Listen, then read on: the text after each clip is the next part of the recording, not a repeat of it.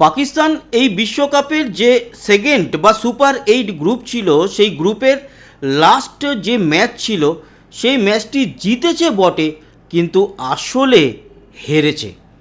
যেরকমটা সবাই ভেবেছিল পাকিস্তান হয়তো 147 রানের মধ্যে আটকে দেবে শ্রীলঙ্কাকে, পারেনি।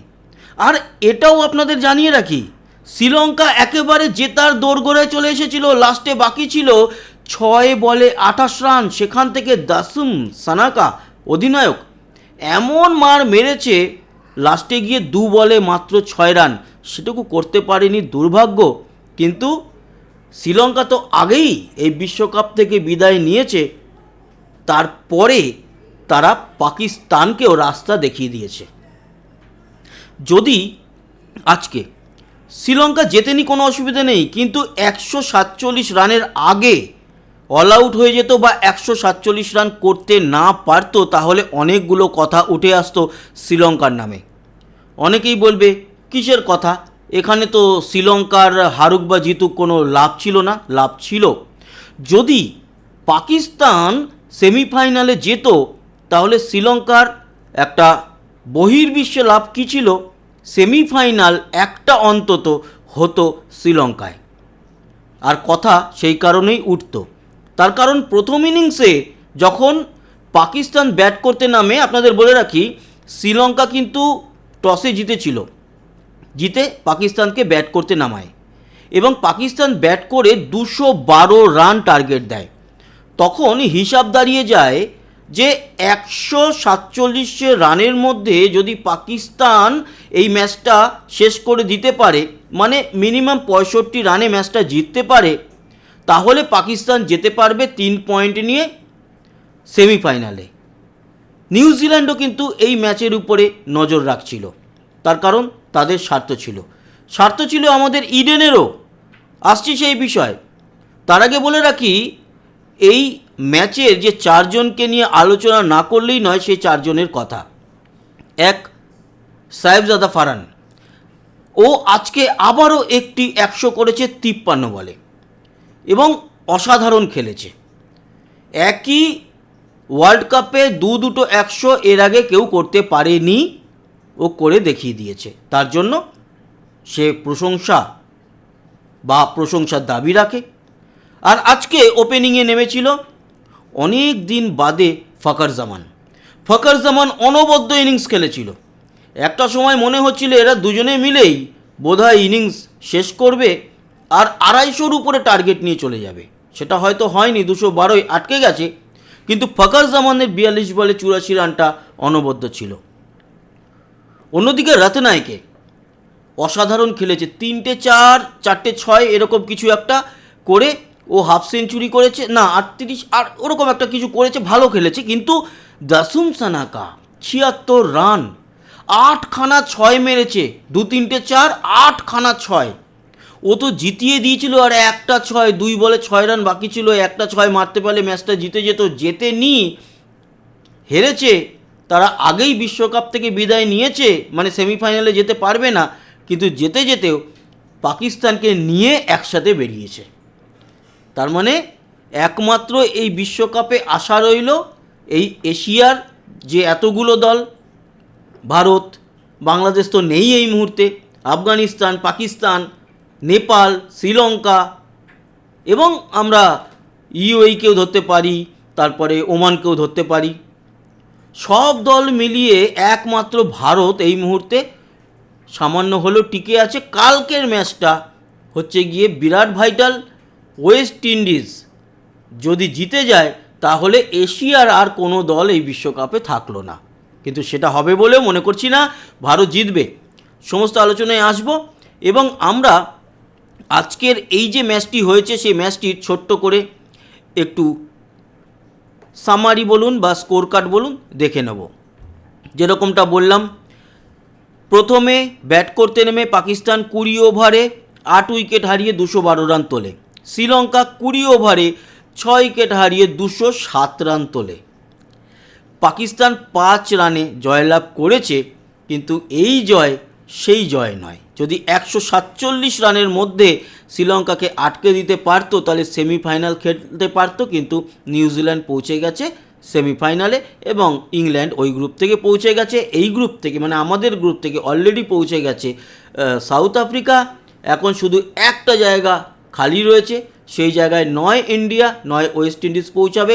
তার জন্য আগামীকাল সেই মহারণ বা যুদ্ধ হতে চলেছে।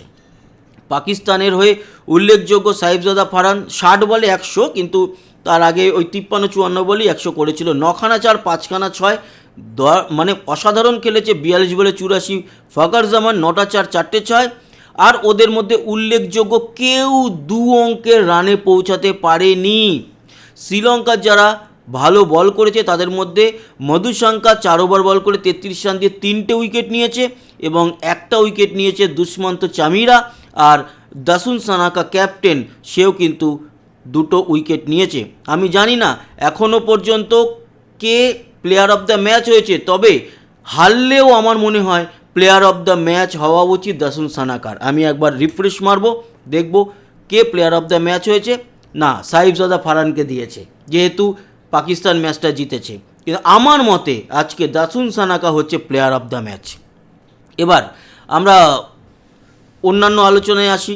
দেখুন, আমাদের প্লেয়াররা আজকে প্র্যাকটিস করেছে, সবাই প্র্যাকটিস করেছে, তিলক বর্মা থেকে শুরু করে প্রত্যেকে। কুলদীপ যাদব বলও করেছে। কালকে সকালের আগে আমরা জানতে পারবো না যে এই ম্যাচে কারা কারা খেলবে। তার আগে শুধু আলোচনা করে রাখি আমাদের প্লেইং 11 ছোট্ট করে আবারও। সেই সঞ্জু স্যামসং, অভিষেক শর্মা, ঈশান কিষান, সূর্যকুমার যাদব, হার্দিক পান্ডিয়া, তিলক বর্মা, এই আমাদের প্রথম এখনও পর্যন্ত যা খবর পেয়েছি সেটাই রয়েছে।